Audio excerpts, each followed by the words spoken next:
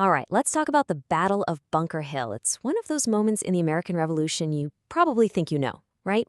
There was a winner and there was a loser. Simple. But what if I told you the history books kind of got it wrong? Or at least they only told you half the story? What if the side that technically won the battle actually took the first big step toward losing the war? Yeah, it's a bit of a riddle. Let's dig in. So here's the whole thing in a nutshell. It really boils down to this. What did each side actually walk away with? For the British, well, they won a hill.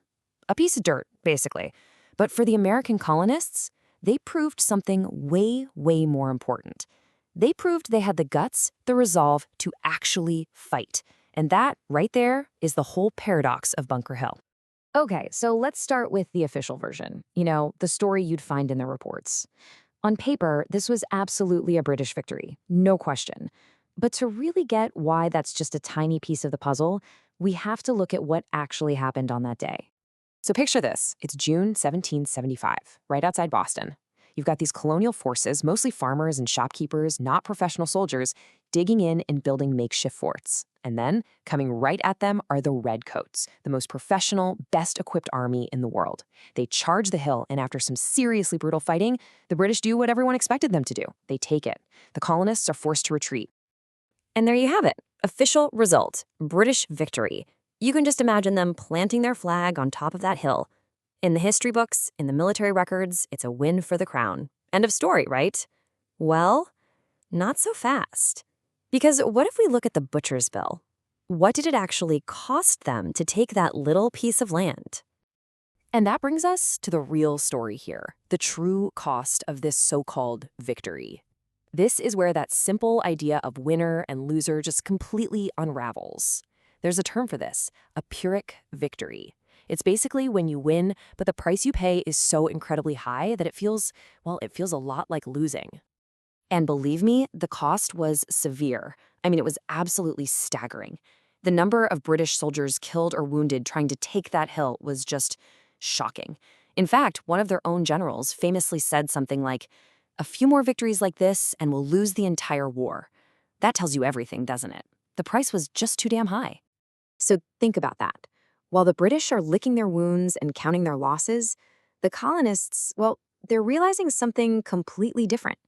They didn't win the hill, sure, but their victory wasn't about land.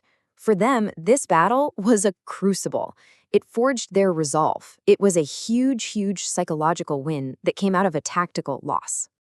And this is the absolute key to the whole thing. For the first time, these guys, these farmers, these blacksmiths, they proved to themselves and to the world that they could go toe-to-toe with the British Army, the most powerful fighting force on Earth. And they didn't just hold their own, they handed the British a beating. It was a total game changer for their confidence. So, what was the real impact here? Well, first, it totally fired up the colonial resolve. It was like a shot of adrenaline. Second, it proved to them that they had what it takes. And third, it sent an absolute shockwave through London and the whole British Empire. Suddenly, this wasn't just some little colonial squabble anymore. Oh no, this was a real war. And this isn't just us looking back with 2020 hindsight.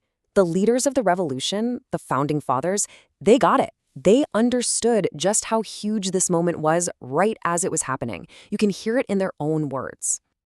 Let's start with John Adams. He had this way of just cutting right to the chase. His reaction? The battle began. Just 3 words. For him, this wasn't just another skirmish. This was it. This was the start of the real war. Then you have his cousin, Samuel Adams, who saw the bigger picture, the ideas at stake. He said freedom must be defended. See, for him, it wasn't about a hill near Boston. It was about defending the very idea of freedom.